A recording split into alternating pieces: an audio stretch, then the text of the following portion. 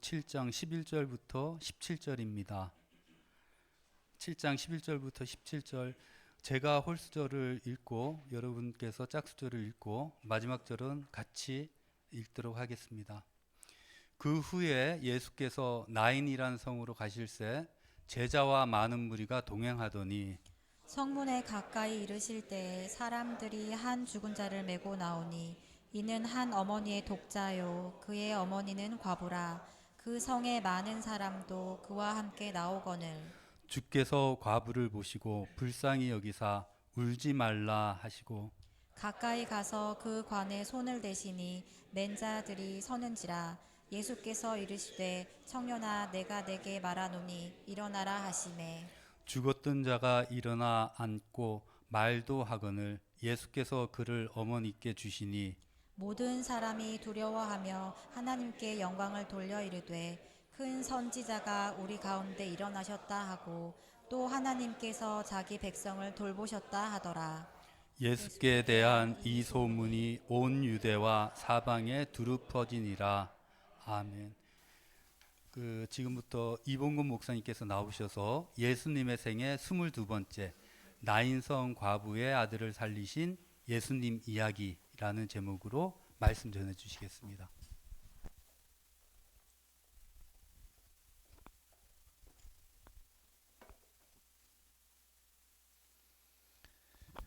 예, 모두 평안하셨나요?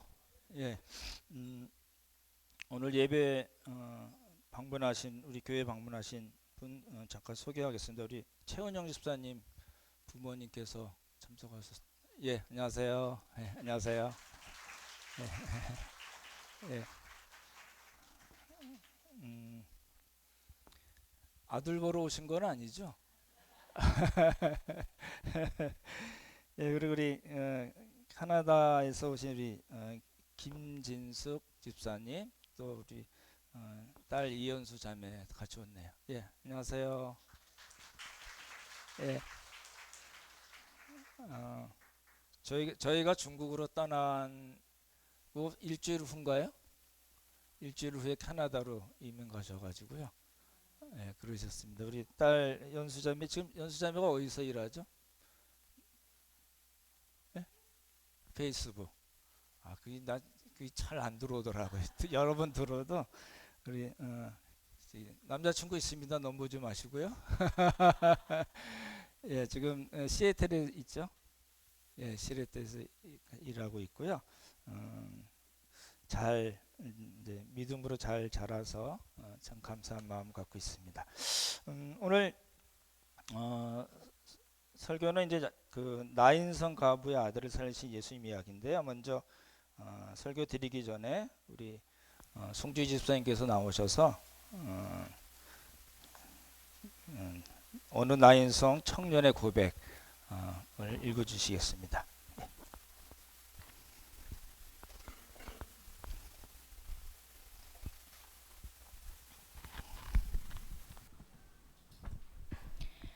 어느 나인성 청년의 고백.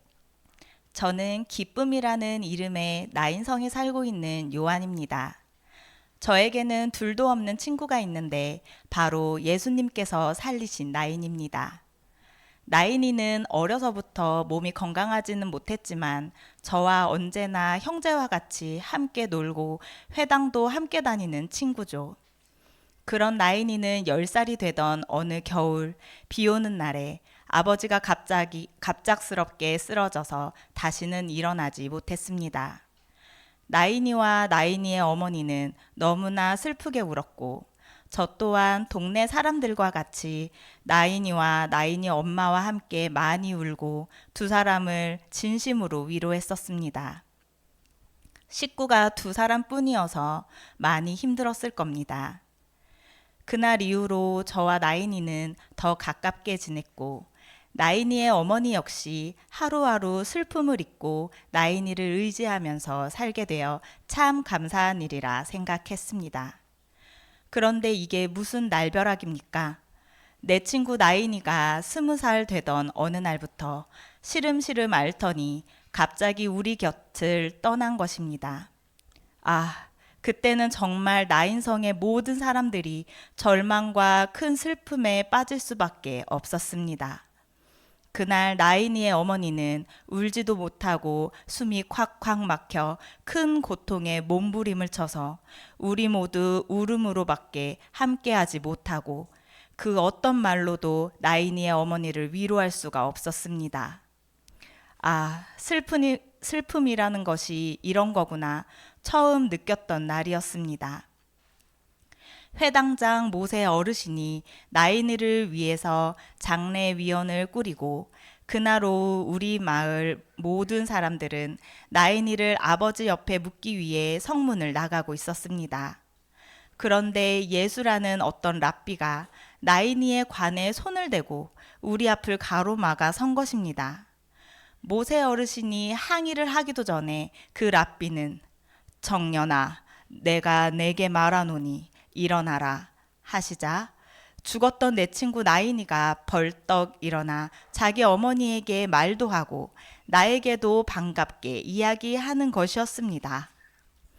나인이의 어머니와 저 그리고 우리 마을 사람들 모두 너무 놀라고 두려움에 떨었습니다. 아니, 죽은 사람을 살리시다니요. 우리들뿐 아니라 그분과 함께 온 제자들과 많은 사람들 모두 큰 놀라움과 두려움에 빠졌었습니다. 아마 예수님의 제자들도 처음 이런 일을 본 것 같았습니다. 내 친구의 장례 행렬은 그 즉시 기쁨의 행렬로 바뀌었습니다. 그날은 제가 20년 살면서 가장 기뻤던 날이었고 그건 저뿐만이 아니었을 겁니다.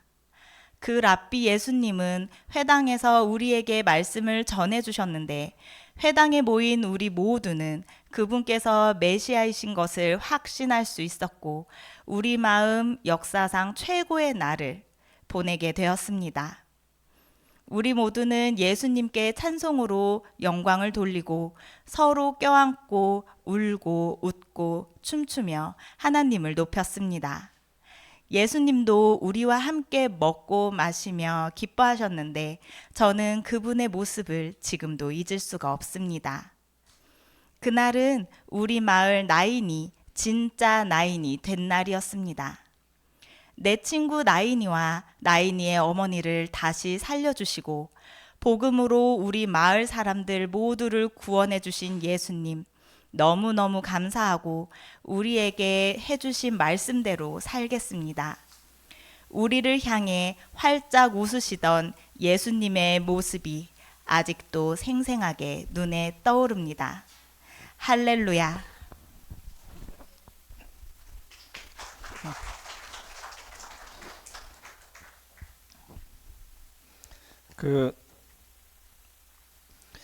이제 우리가 상상력이 부족할 때가 많이 있어서 예수님 이야기를 그냥 이렇게 쭉 읽어버리게 되는 일들이 있는 것 같아요. 그래서 어떤 재구성을 한다면 정말 놀라운 일들을 저희가 성경을 통해서 볼 수 있으리라고 이제 생각이 됩니다. 말씀 전하겠습니다. 이제 순서가 그렇게 되죠. 6월절 첫 번째, 그다음에 6월절 두 번째, 6월절 세 번째. 첫 번째는 성전 사건이죠. 그렇죠? 예, 두 번째는 38년 된 병자를 고치신 사건, 베데스다 이야기고, 세 번째 6월절은 예수님께서 예루살렘으로 올라가시지 않고 벳세다 평원에서 뭘 하셨어요? 예, 오병이어 사건을 일으키신 거죠. 그러니까 이제 두 번째와 세 번째 사이가 저희가 이때껏 살펴본 게 12제자를 불러서 사도로 임명하시고 그리고 산상수훈을 베푸신 사건을 보았고, 지난주에는 이제 백부장의 믿음, 예수님께서 칭찬하셨던 최고의 믿음이라고 칭찬하셨던 백부장 이야기를 봤고, 오늘은 이제 나인성 과부 의 아들을 살리신 이야기를 보려고 합니다. 미리 말씀드리면 이제 다음 주하고 그 다음 주에 두 주에 걸쳐 세례 요한의 질문에 대해서 보려고 하는데요. 이제 제가 설교하는 내용은 이렇게 그 일반적으로 이렇게 책이나 뭐 주석이나 또 여러 설교자들이 설교하신 내용하고 좀 다릅니다. 그래서 미리 부탁을 드리는데 여러분이 어느 분이라도 좋고 그 설교를 한번 다른 분의 설교를 한번 들으시면 좋을 것 같습니다. 이제 세례 요한이 의심에 빠져서 의구심에 빠져서 믿음이 떨어져서 제자들을 두 사람을 보내서 예수님께 보냈다 이런 이야기를 많이 하고 설교가 되는데요. 저는 그렇게 보이지 않는 입장이거든요. 그래서 2주 동안 이제 그걸 추적하려고 합니다. 여러분 미리 주중에 퀴즈도 하시면서 다른 분들의 설교도 들으시면 좋을 것 같습니다. 이제 지난주에도 저희가 봤죠. 왜 마태가 쓴 그 로마 백부장의 믿음의 이야기하고 누가가 쓴 이야기하고 같은 사건인데 다른 방식으로 썼다는 거죠. 그렇죠? 기억나시죠? 그래서 그거는 이제 마태복음서 마태의 신학이 있다는 겁니다. 그렇죠? 대상이 유대인들이라는 거고요. 누가 역시 누가의 신학이 있고 누가복음을 받아본 첫 번째 독자들이 있다는 겁니다. 그건 이제 이방인들이기 때문에 이제 이렇게 다르게 쓰여졌고 그 다르게 쓰여진 거는 그냥 그러고 끝나는 게 아니라 상호 보완이 되면서 메시지가 굉장히 다양해지고 풍성해지는 겁니다. 이미 그래서 우리 입장에서는 이미 기록된 성령의 감동으로 기록된 하나님의 말씀을 읽으면서 훨씬 더 이렇게 풍성하게 그리고 굉장히 입체적으로 하나님의 말씀을 볼 수 있다는 거거든요. 이제 그런 관점에서 보시면 좋겠어요. 그러니까 왜 그 말씀을 드리냐면 이 나인성 과부의 아들을 살리신 사건은 굉장히 놀라운 사건이거든요. 예수님께서 3번 그런 일을 행하셨는데 첫 번째 일이기 때문에 너무너무 중요한 일인데 이거는 마태, 마가, 누가, 요한 중에 누가만 썼습니다. 되게 이상하죠? 그죠? 네. 왜 그랬을까? 단어로 말씀을 드리자면 포인트가 과부에게 있습니다. 그렇죠? 이제 그런 걸 우리가 보면 좋을 것 같고, 그건 왜 그러냐면 누가의 신학이 이방인과 고아, 과부, 사회적 약자, 여성에 대한 그런 관심이 누가는 굉장히 많았었거든요. 그래서 다른 그 사복음서 저자들이 쓰지 않았던 거를 누가는 썼다는 겁니다. 근데 그런 관점에서 이제 보시면 좋을 것 같아요. 어디서 있었던 일이죠? 나인성 과부의 아들을 고치신 거 어디죠? 나인이죠. 그렇죠? 예, 나인이 무슨 뜻이라고 그랬죠? 기쁨, 즐거움, 사랑스러움. 예, 이런 단어를 가진 성이 이제 나인성입니다. 근데 이 나인성이 이 나사렛에서는 한 이제 9km, 10km 정도 떨어졌고요. 로마 백부장 이야기가 있었던 그 가버나움에서는 한 40km에서 45km, 뭐 또 조금 길게 보면 50km도 보고 그러는데요. 꽤 떨어져 있죠. 그러니까 하루 만에 올 수 있었을까요? 없었을까요? 걸어서 오신다면 예수님 뭐 말 타고 다니고 이런 거 아니잖아요. 걸어 다니셨을 거니까 한 이틀은 걸리시지 않았을까 싶거든요. 그러니까 이런 겁니다. 한쪽 가버나움에서는 죽어가던 그 로마 백부장의 신하 파이스라고 그랬죠. 둘로스가 아니라고 말씀드렸습니다. 그 사랑하는 하인을 예수님께서 고치시는 그 시간에 나인성에서는 무슨 일이 있었어요? 한 과부의 아들이 죽어가고 있었습니다. 이제 이렇게 전체를 그림을 보면 그렇게 돼 있잖아요. 그래서 이제 나인성 위치를 대강 보시면 좋을 것 같고, 이게 지금도 가면 이렇게 되어 있습니다. 위도우선, 그래서 과부의 아들 이렇게 표시가 되어 있으면서 나인이 이렇게 되어 있습니다. 표지판이 그렇게 되어 있고요. 큰 데가 아니죠. 가버나움은 굉장히 큰 곳이거든요.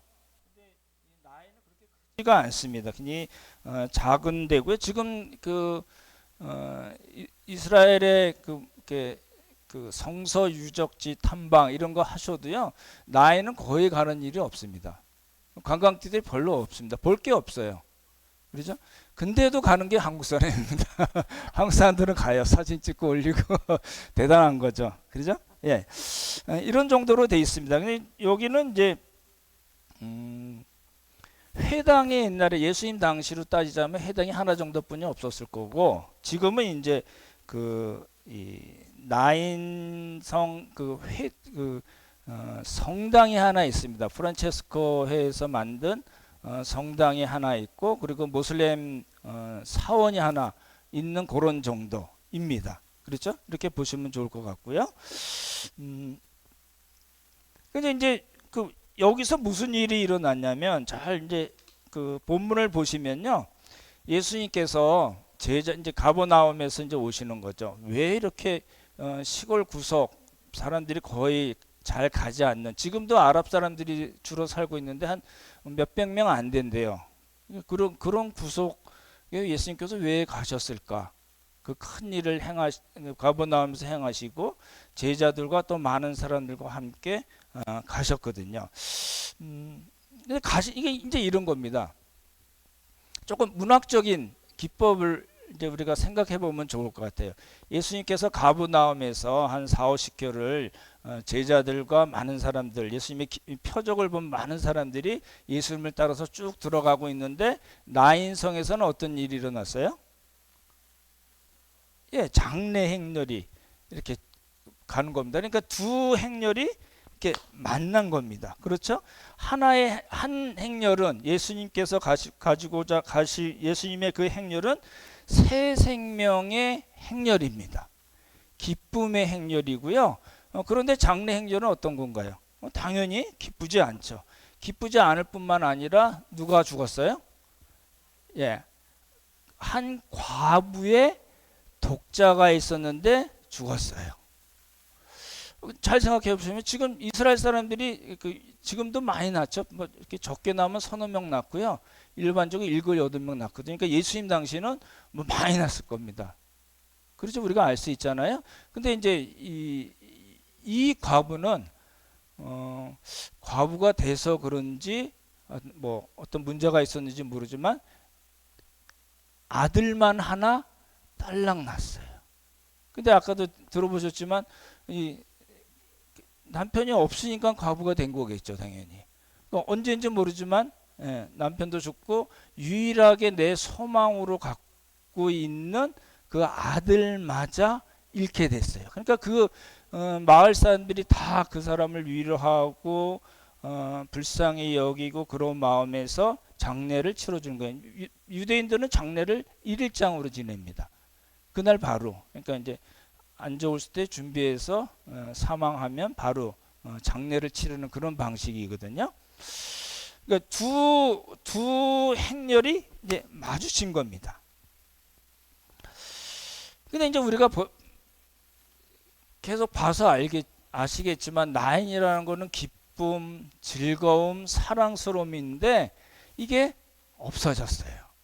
마을 전체로도 그랬을 거고 그 나인성 과부로서도 그랬을 거예요. 근데 우리가 이제 이럴 때 어떻게 남편 복이 없으면 자식 복도 없다 뭐 이런 그런 얘기들 하잖아요. 그건 우리 굉장히 유교의 쪼들은 그런 생각이겠죠. 그러니까 우리 가운데 일어나는 어떤 사건을 어떤 방식으로 해석을 할 건가는 우리의 그 세계관, 가치관, 성경관에 따른 거거든요. 이제 우리는 그런 식으로 보지는 않는다는 거죠. 근데 중요한 거는 뭐냐면 독자의 죽음으로 인해서 과부는 아무것도 남은 것이 없게 되었습니다. 지금 같은 상황이 아니기 때문에 먹고 사는 것도 너무너무 힘들었을 뿐만 아니라 자기 유일한 소망으로 생각했던 독자가 죽었기 때문에 그렇습니다. 살아야 될 이유가 없어졌을 수도 있습니다. 우리 그렇잖아요. 너무너무 내가 기대고 너무너무 중요하다고 생각했던 것이 없어지면은 나 이거 살아야 되나 라는 생각이 들 수가 있거든요. 충분히 그랬을 거라고 봅니다. 영어로 제가 표현했죠. nothing입니다. 발음이 됐나 모르겠네요. 예, 없어요. 아무것도 없어요. 기쁨도 없고 즐거움도 없고 소망도 없고 사랑할 대상조차 없어졌습니다. 이제 우리가 봤던 그 가버나움의 백부장과 만약에 비교를 한다면은 완전히 다릅니다. 사회적인 지위도 그렇고요. 백부장을 사랑하는 하인이 있었지만 이건 하인 정도가 아니고 자기 독자입니다. 그래서 믿음으로 백부장은 믿음으로 예수님께 간청해서 응답을 받았지만 이 과부는 믿음이 있는 사람으로 표현이 되어 있지 않습니다. 대사도 한마디 없습니다. 도움도 간청하지 않았고요. 백부장 간청했지만 이 사람은 도움도 간청하지 않았습니다. 근데 예수님께서는 똑같은 방식으로 문제를 해결하셨습니다. 말씀 한마디로. 그런 차이를 우리가 볼 수가 있어요.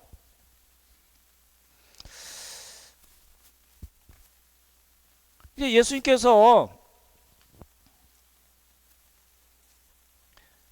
기쁨의 행렬, 생명의 행렬로 가시다가 장례 행렬을 만나셔서 어떤 반응을 보이셨냐면 여기 그렇게 표현이 되어 있어요.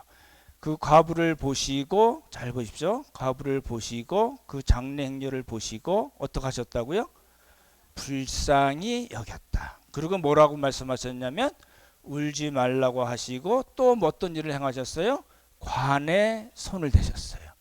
그리고 청년에게 청년아 내가 내게 말하노니 일어나라. 이 일련의 동사를 우리가 잘 살펴봐야 됩니다. 예수님께서 어떻게 하셨는가? 불쌍히 여기던 거는 헬라어로 이렇게 되어 있습니다. 발음이 어렵죠? 스프랑크니 조마이. 스프랑크니 조마이 이렇게 되어 있어요. 이게 이제 마음이 동정으로 흔들리다, 창자까지 뒤틀리다, 뼛속까지 공감하다는 뜻을 갖고 있습니다. 우리 그 애가 끓다라는 거 아시죠? 그 애라는 게 무슨 뜻인가요? 간장, 창자 뭐 이런 뜻이라고 그럽니다. 그럼 애가 애간장을 녹이다, 태우다 뭐 이런 말이 있잖아요. 그렇게 이제 우리의 그 아주 마음이 가장 극도로 안타까움, 슬픔 이런 것을 이제 그렇게 표현하잖아요. 그렇죠? 여러분 애간장을 끓여 보신 적이 있나요? 지금 혹시 애간장이 타고 있는 일은 없으신가요?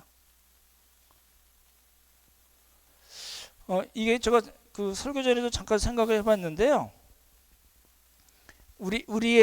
우리가 사는 인생이 이렇게 라인이 있다면은 이게 이렇게 애간장을 끓일 만한 그런 일들이 왔다가 또 사라지기 전에 또 오고 사라지고 또 이게 사라지기 전에 또 오고 또 오고 또 오고 이런 거 아닌가요?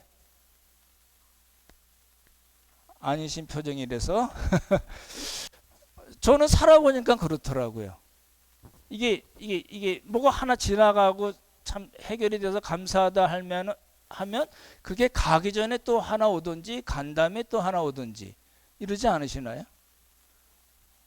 이게 이제 이렇게 우리 인생을 라인으로 본다, 타임라인을 그린다면 이게 계속 뭐가 이렇게 생겨나는 거예요. 그렇죠? 그럴 때마다 우리의 반응은 정말 그 애간장을 태울 수밖에 없습니다.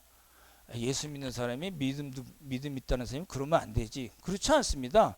믿음 있는 사람은 애간장 태울 일이 없을까요? 그렇지 않습니다. 계속해서 생기지만 우리가 믿음으로 이겨내는 거거든요. 단장의 아픔이란 말 아시잖아요.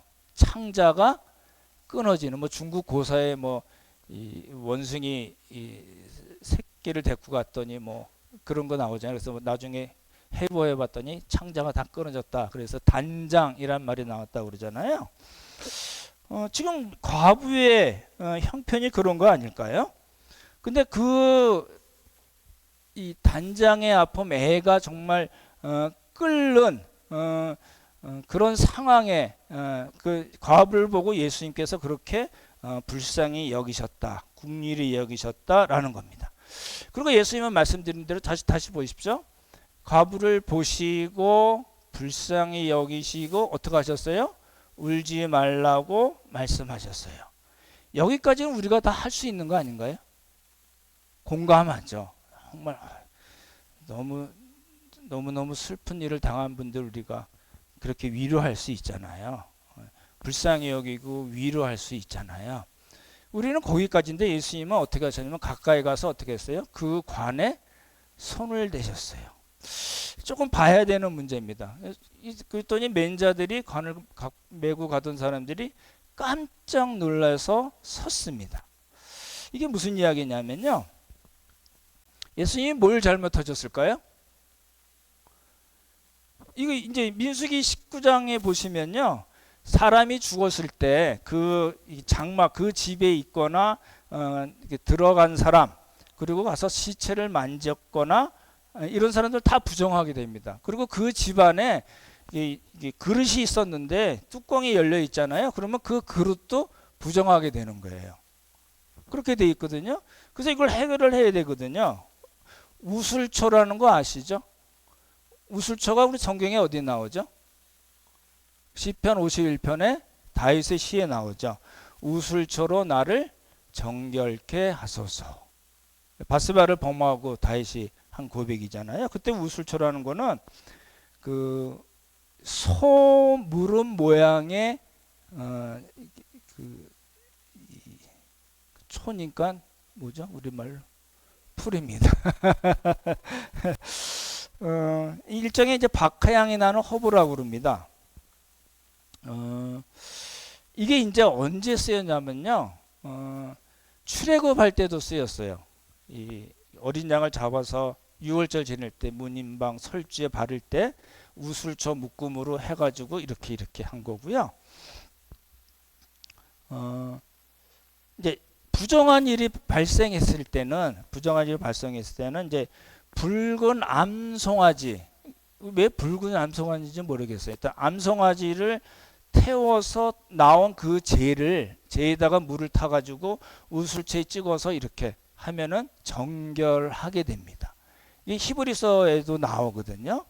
예수님께서 염소와 항소의 피, 그 다음에 암송아지의 재로 구약에서는 이게 부정한 사람을 정결케 했는데 예수 그리스도의 보혈이 우리를 정결하지 못하겠느냐라는 그런 말씀이 나오거든요. 그때도 이제 우슬초 이야기가 나오고요. 어찌 됐든 간에 예수님께서 이렇게 관을 만지셨다라는 거는 보통 일이 아닙니다. 이상한 일을 하신 겁니다. 아니 이게 이제 예수님이 찬스를 안 주신 거예요. 저는 그렇게 보였거든요. 장례 행렬에 나오니까 과부를 보시고 불쌍히 여기시고 울지 말라고 그러시고 그냥 턱 간에다 손을 대신 거예요. 그 누구도 생각할 수 없는, 유대인으로서는 감히 생각할 수 없는 일을 하신 거예요. 근데 그 관이 어떤 관이냐면 우리 같은 그런 이렇게 뚜껑이 있는 관이 아니고요. 뚜껑이 없는 관이었어요. 원어로는 그렇게 돼 있거든요. 그 어찌 됐든 간에 딱 보고 청년아 내가 내게 말하노니 일어나라. 그렇게 말씀하신 거예요. 그리고 일단은 예수님께서 왜 그렇게 관에 손을 대셨을까? 예수님도 생각지 못하게 관에 손을 대셨을까? 이거 알 수는 없겠죠. 근데 어찌 됐든 간에 예수님께서 직접 그 관에 손을 대시고 청년에게 말씀을 하신 겁니다. 이건 뭘 의미하냐면요. 예수님의 어떤 말씀이나 어떤 행위는 다 뜻이 있어요. 그냥 손을 갖다 대신 것이 아니라 이걸 통해서 뭐예요? 예수님께서 주신 그 구원은 그 율법을 훨씬 더 뛰어넘는 그런 사랑이다 라는 겁니다.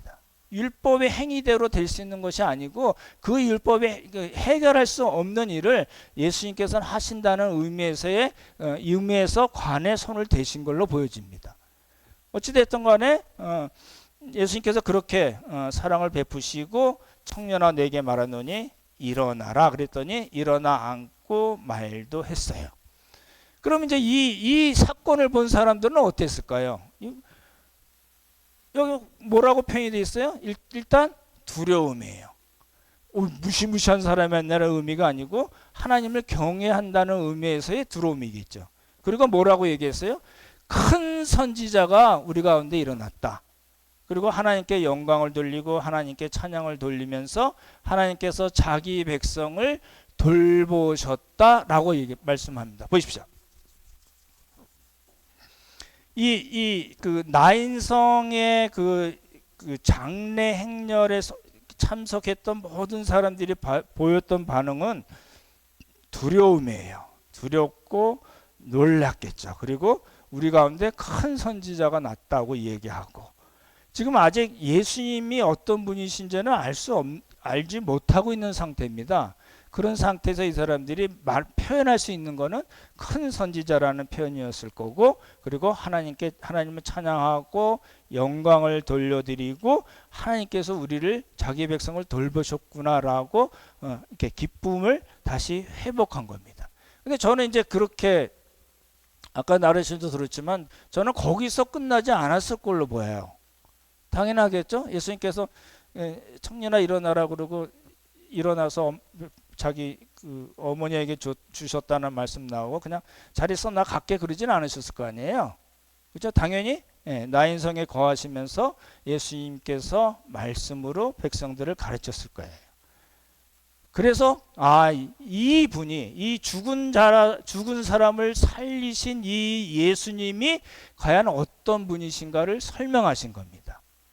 우리가 메시아 사역을 이야기할 때 병 고치고 그다음에 귀신을 내쫓고 뭐 이런 일들을 하지만 꼭 죽은 자를 살리심에 대한 이야기가 항상 포함이 되거든요.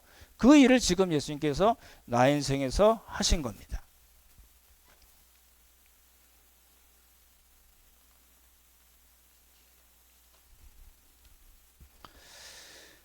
이제 그랬을 거죠.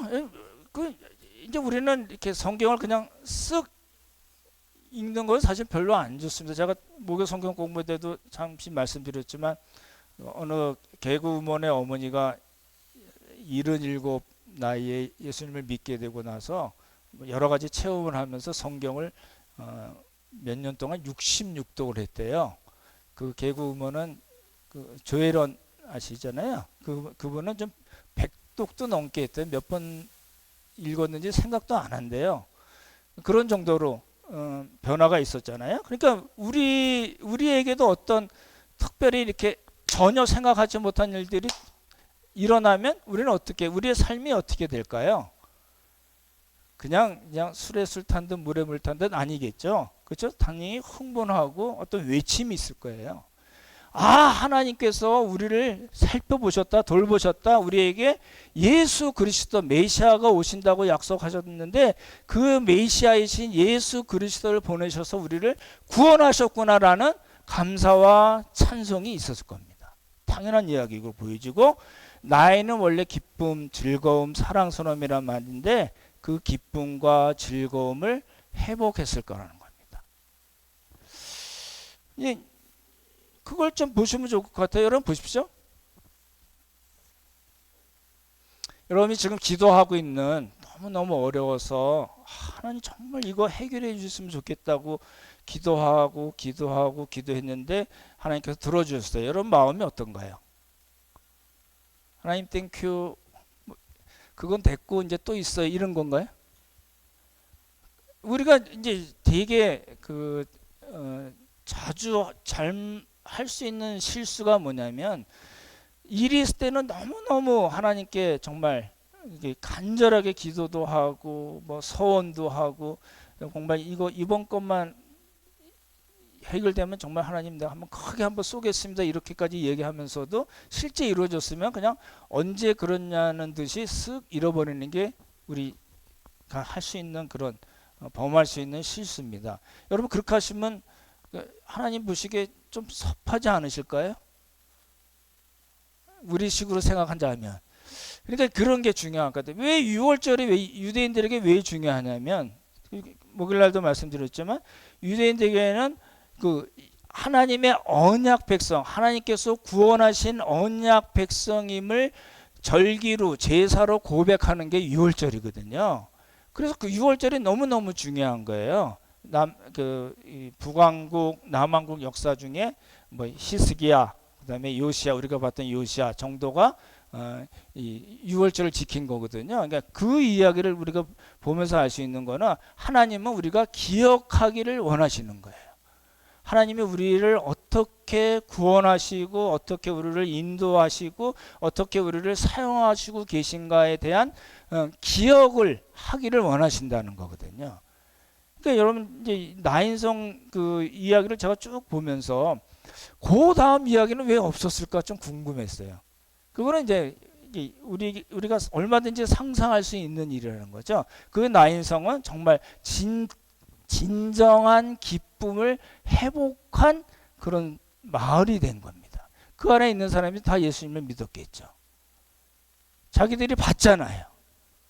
그렇죠? 보고 예수님의 말씀을 통해서 예수님께서 메시아이신 것, 그렇죠? 확신할 수 있을 거예요. 그러면 그 다음에 그 사람들의 삶은 단순히 회당에서 모이고 유대교에 속한 그런 정도가 아니고 정말 복음에 가득 찬, 기쁨에 가득 찬 그런 삶을 살았을 거라고 우리가 충분히 상상할 수 있다는 겁니다. 그게 이제 우리에게도 역시 동일하게 중요하게 여겨진다는 거거든요. 한 가지 더 살펴봐야 될 건 뭐냐면 보십시오. 이 사람이 이 나인성 과부가 믿음으로 정말 예수님 내 자식이 독자가 죽었으니까 살려주십시오라고 붙들고 늘어졌을까요? 아까도 봤지만 없어요. 대사 한마디 없어요. 그냥 장례 행렬에 가는데 예수님께서 떡하니 간에 손을 대시고 일어나라고 해서 독자를 다시 되찾게 됐잖아요. 우리가 이제 좀 살펴봐야 될 부분인데 백부장이라든지 우리가 봤던 백부장 이런 사람들은 정말 믿음으로 이렇게 자신의 기도를 응답받은 사람이거든요. 가나 혼인잔치 아시죠? 가나 혼인잔치에서 예수님께 물로 포도주가 되게 해달라고 얘기해 준 사람이 있나요? 없나요? 없습니다. 유일하게 마리아인데 마리아는 막연한 믿음이에요. 왜냐하면 예수님께서 한 번도 그런 표적을 어떤 표적이든지 이루신 적이 없으니까 몰랐을 거예요. 막연한 믿음을 갖고 있었을 거고 나인성 가고 말씀드렸던 대로 대사 한마디 없었고요. 나사로가 죽은 나사로를 예수님께서 살리셨는데 마르다와 마리아가 예수님 우리 죽은 나사로를 살려주십시오라고 기도했을까요? 그런 믿음이 있었을까요? 없었습니다. 베데스다의 38년 된 병자 역시 마찬가지입니다. 그러니까 이제 어떤 결과가 됐을 때 잘 생각해 보시죠. 어떤 결과가 있을 때는 반드시 믿음이 있어야 되나요? 그런 건가요? 믿음이 있는 경우도 있고 없는 경우도 있고 간청한 경우도 있고 간청조차 안 한 경우도 있지만 예수님께서 주권적으로 역사하신 겁니다. 그 일을 통해서 예수님이 어떤 분이신가, 예수님께서 베푸시는 구원이 어떤 것인 건가를 보여주신 거거든요. 우리가 그렇게 봐야 되겠죠. 변화산 사건 이후에 내려왔더니 귀신 들린 아들을 데리고 왔는데 제자들이 고치지 못했잖아요.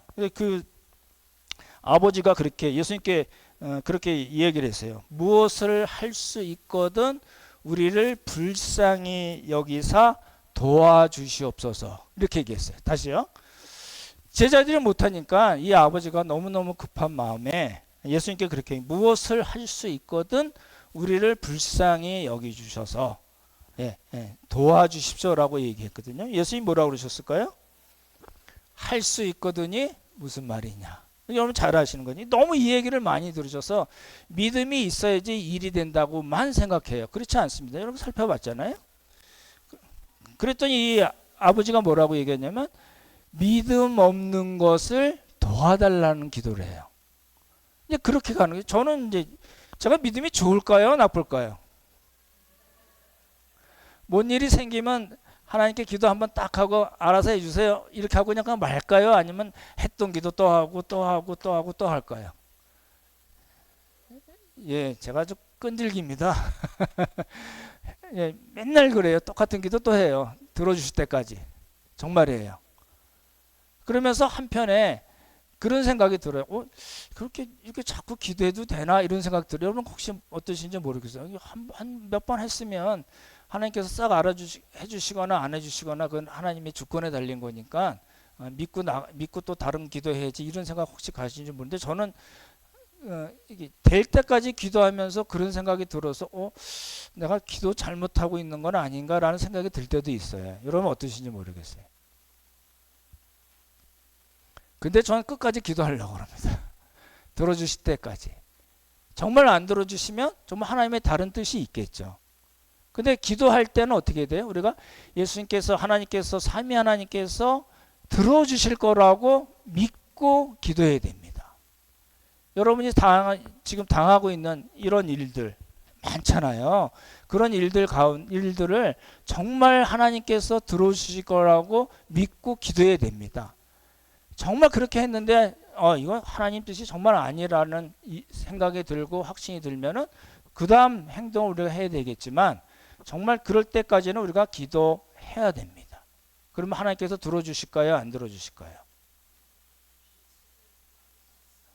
저는 하나님의 뜻이라고 생각하지만 들어주신다고 믿는 입장입니다. 안 믿겠다 이거죠? 예. 이제 우리가 이제 살펴봐야 되겠죠. 제가 계속 그 예수님 생애를 설교하면서 마지막에 묵상과 적용 포인트를 계속 말씀을 드리고 있는데 이제 이 사건은요, 잘 보십시오. 이게 죽은 사람을 예수님께서 살리셨어? 예수님이 신성이야. 예수님 정말 하나님이셔라는 것으로 우리가 결론을 내릴 수 있겠지만 결국 생각을 해보면 이 사건은 결국 두 가지예요. 문제 해결과 함께 예수님께서 어떤 분이신가로 결론이 모아집니다. 다시요. 뭐라고요? 첫 번째 뭐라고요? 문제 해결과 그리고 예수님께서 어떤 분이신가 라는 걸로 결론이 모아집니다. 여러분 조금 전에 말씀드렸듯이 어떤 문제 해결을 위해서 우리가 기도하고 정말 노력하고 해야 됩니다. 두 가지가 다 필요하죠. 그렇죠? 여러분 그렇게 해서 그 응답을 받으신 그 경험이 있으시죠? 나는 기도했는데 한 번도 안 들어주셨다 하시는 분 한번 손 들어 보십시오. 이게 심각하게 생각해 보셔야 되는 문제입니다. 나는 기도했는데 여태껏 나 40년 50년 신앙생활 했는데 한 번도 들어주신 적이 없어. 그러면 일찌감치 접으셔야 될 것 같은데요.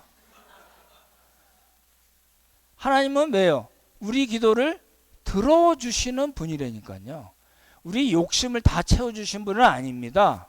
하지만 우리의 기도, 정말 우리가 어찌할 수 없는 그런 상황에서 하는 기도 하나님께서 들어주신다고 믿습니다. 네, 그런 경험들이 있잖아요. 근데 이제 우리가 갖고 있는 경험 중에 하나는 뭐냐면 그렇게 문제가 해결되기도 하지만 그렇게 안 되는 경우도 있잖아요. 여러분 기도 10가지 했고 100가지 했는데 다 들어주셨나요? 그런 분 한번 손 들어보시죠. 저도 꼽사리 끼게. 그렇지 않을 것 같아요. 그러니까 무슨 얘기냐면 중요한 거는 뭐냐면 문제 해결되는 거 저는 너무너무 중요하다고 보는 입장입니다. 그래야지 예수님 믿을 맛도 나잖아요. 했는데 100가지 했는데 100가지도 다 안 들어주셨어. 그럼 예수님 믿을 맛이 별로 안 날 거 아니에요. 당연하다고 보여지고요. 문제 해결이 중요합니다. 그런데 그렇지 않아서 우리가 힘들고 전혀 기쁘지 않을 때도 있습니다. 나는 믿음이 좋아서 하나님께서 내 기도 절대 안 들어주신다는 확신이 있어도 나는 껐떡없어요. 그럼 그건 정말 거의 이제 좀 있으면 가실 뿐입니다. 그렇게 생각이 돼요. 그러니까 문제 해결되는 게 너무너무 중요하고 문제 해결이 안 될 경우에는 힘들고 당연히 기쁘지 않을 수가 있잖아요. 근데 이제 중요한 건 뭐냐면 그 지점에서 다시요. 문제 해결에 대해서 너무 감사하고 기쁘고 그럴 때도 있지만 그렇지 않아서 너무너무 힘들고 정말 하나님 나랑 별로 관계가 안 좋으신가 라고 생각되고 기쁨을 다 잃어버리고 그럴 때라 하지라도 그 지점에서 우리는 예수님께서 과연 나에게 어떤 분이신가를 놓치면 안 된다는 겁니다. 그걸 놓치면 우리 신앙이 무너져요. 기도 안 하게 돼요. 말씀 읽을 일이 없죠. 그러니까 우리 입장에서는 뭐가 되고 안 되고의 그런 관점에서도 중요하지만 일이 안 되고 너무너무 힘들고 그럴 때라 하더라도 예수님은 과연 나에게 어떤 분이신가를 생각해야 됩니다. 여쭤보겠습니다. 예수님은 여러분들에게 어떤 분이신가요? 속으로 한번 대답을 하시면 좋을 것 같아요. 나인성 과부에게 있어서 예수님은 어떤 분이셨을까요? 나인성 사람들에게 있어서 예수님은 과연 어떤 분이셨을까요? 이제 우리가 인생을 살면서 우리 지난주에도 우리 권사님들 연세가 많으신 건 아니지만 우리 권사님들이 찬양해 주셨어요. 찬양하는 모습을 보고 여러분 어떠셨는지 모르겠어요. 이렇게 죄송합니다만 이제 젊은 것들이 나와서 하는가 하고 이렇게 조금 연식이 돼서 하신 분들 보면 우리 조금 느낌이 다를 수 있을 것 같아요. 그렇죠? 아, 저분들은 정말 여러 인생 풍파를 겪고 또 겪으면서도 믿음을 잃지 않고 살은 분이다라는 생각이 우리가 들잖아요. 그런 것 같아요. 그러니까 우리가 인생을 살면서 또 말씀을 우리가 공부하면서 점점점 더 확신하게 되는 건 뭐냐면 어떤 문제 해결과 관계없이 중요하지만 그 문제 해결과 관계없이 하나님께서는 우리를 목적하신 지점까지 하나님께서 우리를 그냥 택하신 게 아니거든요. 너는 내 아들이다 내 딸이다 그리고 구원만 하신 것이 아니라 구원하시고 그 이후에 어디까지 데리고 가시려는가 하는 그 하나님께서 계획하신 그 수준까지는 하나님께서 인도하시고 보호하시고 우리를 끝까지 긍휼히 여기신다는 겁니다. 이제 오늘 말씀을 이제 마쳐야 될 것 같아요.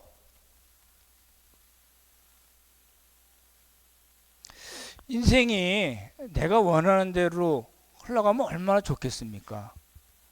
내가 기도 몇 번 했더니 싹 해결해 주시고 또 몇 번 기도를 했더니 또 싹 해결해 주시고 그게 연속되고 그러면 좋겠지만 우리가 원하는 대로 우리 인생이 가지 않더라도 우리가 그 누구도 빼앗을 수 없는 기쁨이 있다는 겁니다. 뭘까요?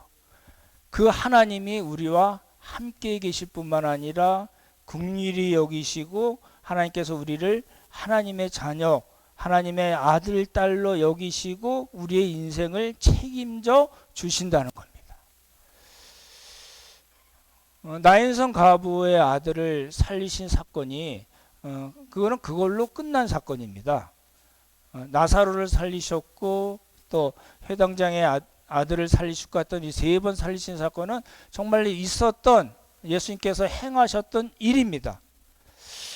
그게 우리와 무슨 상관이 있을까 생각해 본다면 예수님께서 저는 이 본문을 정말 수없이 읽으면서 제 마음속에 딱 들어왔던 단어는 뭐냐면 예수님께서 과부를 보시고 불쌍히 여기셨다라는 말씀입니다.